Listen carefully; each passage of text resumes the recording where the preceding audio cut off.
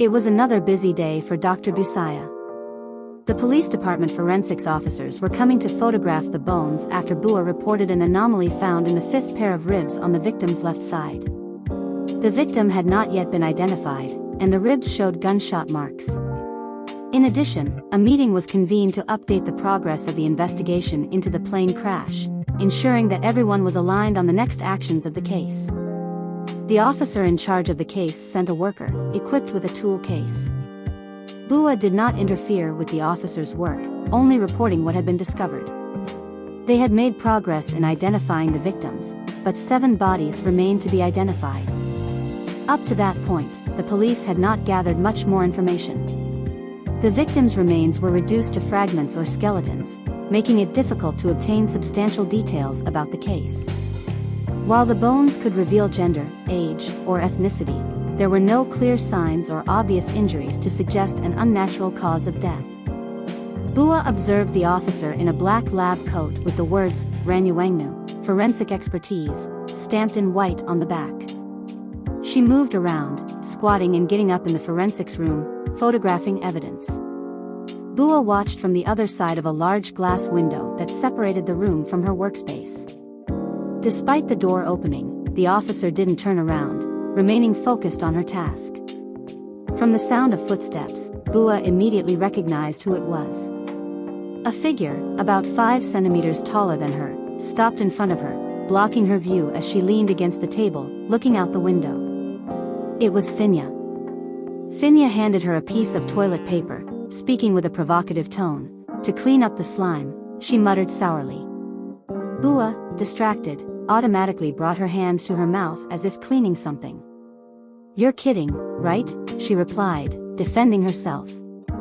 I wasn't drooling or anything. I almost saw your ears wagging. Try to control yourself. Don't embarrass the teachers, Finya said, eyes focused on the transparent glass of water in her hand, with a pink daisy inside. The movement of the ears is common in mammals, a remnant from when primates were evolving into Homo sapiens. Bua responded with a mischievous grin. Finya sighed deeply. Bua often interpreted things as animal behavior, and sometimes, it was annoying. But Bua's theories were usually accurate, which made arguing with her frustrating. I know. Finya said, knowing they had studied together. Bua nodded before noticing what Finya was holding. This place is as dry as the head of the lab. Some flowers might bring a little life. Finya placed the glass with the flower on the head of the lab's table, making the owner of the table cross her arms and twist her lips in discontent. Do you prefer someone else's pelvis to mine, Dr. Bua? She asked. I wasn't looking at that, Bua quickly countered, and I've never seen anyone's pelvis better than yours, Finya. Bua smiled slightly. I've told you before. She turned away and sat in her work chair. That structure is perfectly in accordance with the theory of bipeds walking upright on Earth. And the S-shaped spine is impressive. Finya raised an eyebrow. Really? I was just looking at it as a case study, studying your face. If I looked lower, I know it wouldn't be appropriate. Case study of what? Anthropology in general, or species evolution specifically? It's been a while, and you're still attached to such simple things? Amiga. Finya couldn't help but feel a strange stir inside at hearing friend from Bua, even though she knew it was sarcastic. She had always feuded with Bua, but now everything seemed to have changed. Finya knew she was completely charmed by Bua, to the point of almost not being able to shake the feeling.